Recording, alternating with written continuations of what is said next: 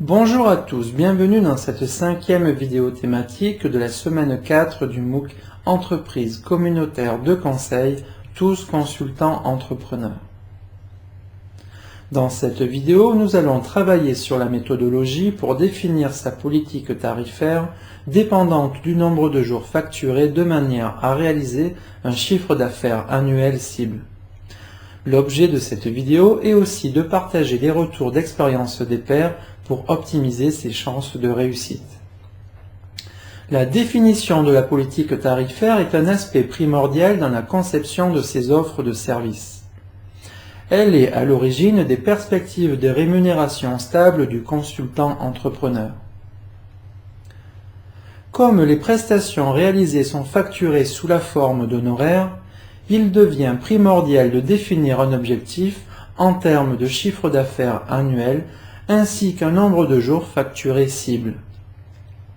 Une granularité de tarifs par nature de prestation, niveau d'expertise et durée est pertinent pour faciliter le gain de contrats commerciaux. Il est usuel d'appeler un tarif sous la dénomination de TJM pour tarif journalier moyen. Un TJM est par définition clé en main pour un client. Il intègre les jours non facturés comme lors des phases d'avant-vente, le temps de développement ou les jours offerts.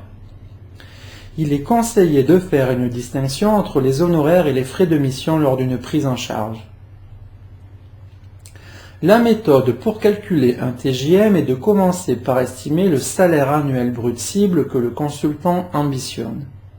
Une alternative peut être de prendre comme base le salaire d'un salarié en subordination qui occuperait le même profil chez un client donné.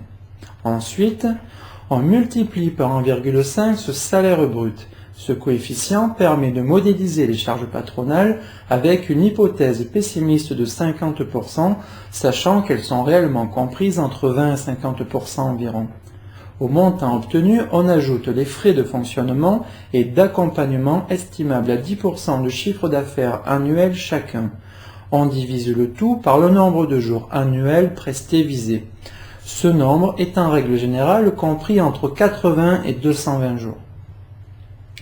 Pour illustrer cela, faisons une simulation pour un salaire brut cible de 40 000 euros brut.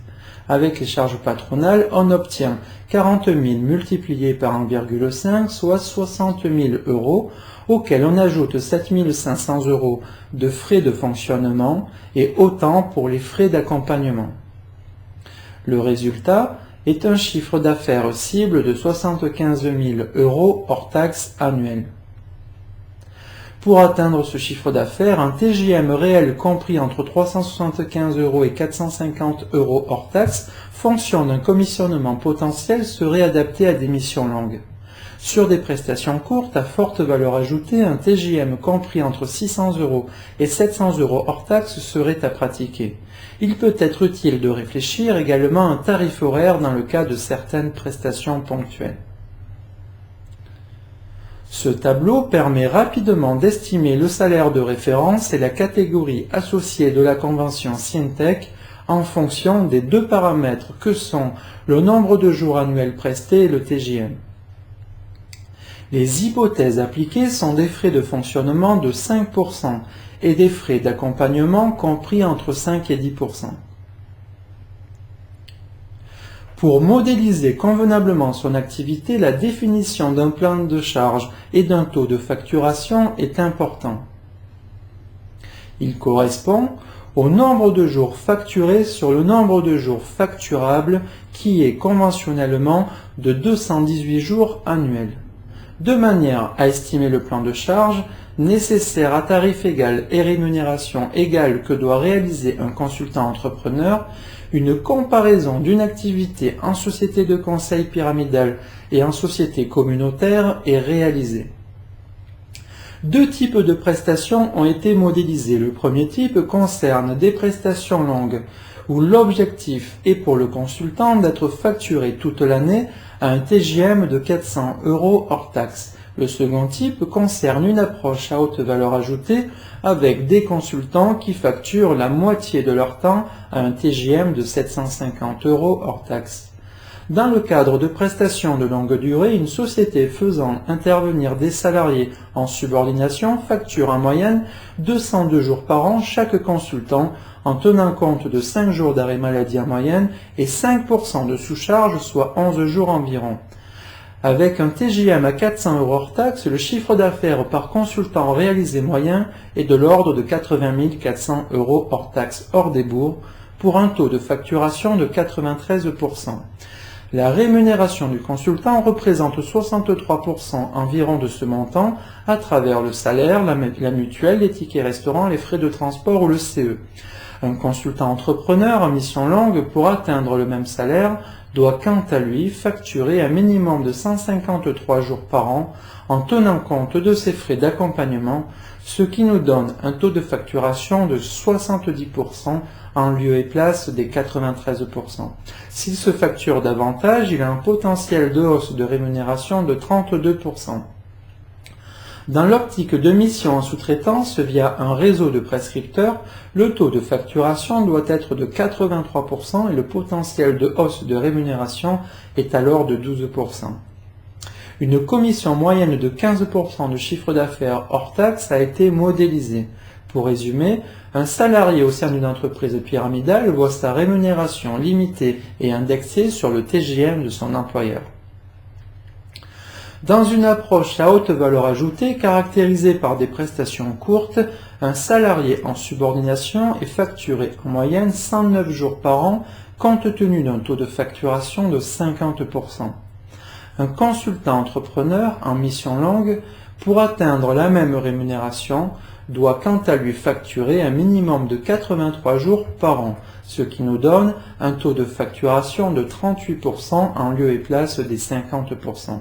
S'il se facture davantage, il a un potentiel de hausse de rémunération de 31%, voire plus en fonction du taux de facturation. Dans l'optique de mission en sous-traitance via un réseau de prescripteurs, le taux de facturation doit être de 45% et le potentiel de hausse de rémunération est alors de 11%. Dans cette simulation, une commission moyenne de 15% de chiffre d'affaires hors taxe a été retenue. En synthèse de ce cycle de vidéos sur comment devenir consultant entrepreneur, je tenais à conclure sur quelques retours d'expérience enrichissants. Tout d'abord, de manière à optimiser ses chances de réussite, un consultant doit partir du bon pied. Cela passe par bien clarifier ses intentions en termes de motivation individuelle et d'objectifs moyen terme. De se donner du temps utilisé pour formaliser et tester grandeur nature ses offres de services. Pour maximiser ses chances, la mise à profit d'une période de chômage dès le début est l'idéal. Une fois le projet validé, il vient le moment de développer son activité en toute sécurité et interdépendance. Un élément important est de bien gérer son temps en se basant sur le nombre de jours facturés et non facturés. La première année, un premier objectif peut être de réaliser 50% de chiffre d'affaires cible en vitesse de croisière. Il faut apprendre à s'organiser et intégrer de nouveaux réseaux collaboratifs. Issues de l'expérience de pair, certaines bonnes pratiques ont été identifiées, comme la réalisation d'une étude de marché qui est secondaire. La mise en action est garante d'un cycle d'amélioration avec un positionnement de micro-niche pour développer des relations privilégiées avec une dizaine de clients. Louer un bureau ou commencer par développer un site internet n'est pas non plus une priorité. Il est conseillé de privilégier des rendez-vous commerciaux dans un hôtel de qualité ou un lounge par exemple, source de proximité et de souplesse vis-à-vis de clients. Cela permet de retarder les frais de fonctionnement et les investissements. Il est aussi conseillé de privilégier les blogs ou les groupes thématiques.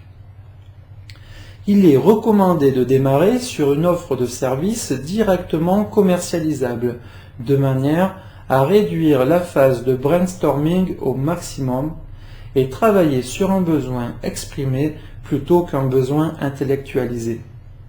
La bonne idée est celle qui trouve un client sans être forcément révolutionnaire.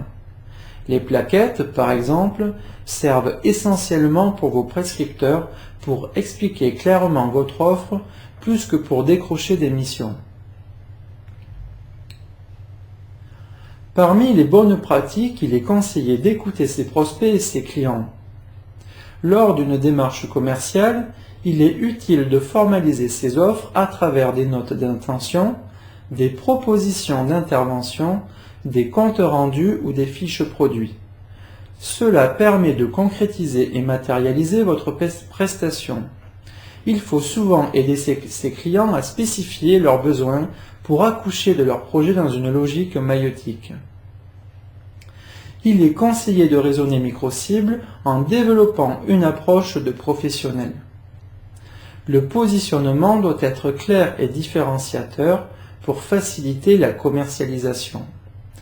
Il est souvent utile de privilégier un réseau de prescripteurs car 50% du marché du conseil en termes de volume est dépendant de politiques de référencement annuelles. Il faut éviter toute attitude de demandeur, toute approche volumique et toute délégation globale à un commercial de sa prospection, car on est le mieux placé et le plus crédible pour parler de soi-même. En termes de retour d'expérience, il est conseillé d'être transparent sur son statut et de mettre en avant soi-même et non un concept, une marque ou une entreprise. Il est identifié que le principal vecteur pour apprendre et progresser est l'expérimentation, à l'image de l'effectuation. Cela permet d'affiner son projet entrepreneurial en cours de chemin, de ne pas perdre de temps à élaborer théoriquement un projet, de tester grandeur nature et de se constituer des références actives ou des publications par exemple. En règle générale, une période de 6 à 18 mois est nécessaire pour se constituer un revenu régulier, d'où l'importance de ne pas perdre de temps ni d'engager des dépenses inutiles trop tôt. Pour conclure, dans cette vidéo, nous avons détaillé la méthodologie pour définir sa politique tarifaire en définissant un taux de facturation et un TJM prévisionnel fonction de la nature de l'activité. Nous avons également identifié un certain nombre de retours d'expérience pertinents pour optimiser son efficacité dans son projet entrepreneurial. Comme à chaque fois, n'hésitez pas à parler du MOOC autour de vous pour permettre à tous ceux qui le souhaiteraient de nous rejoindre en s'inscrivant pour la prochaine session du MOOC. Merci pour votre attention et je vous donne rendez-vous au prochain module.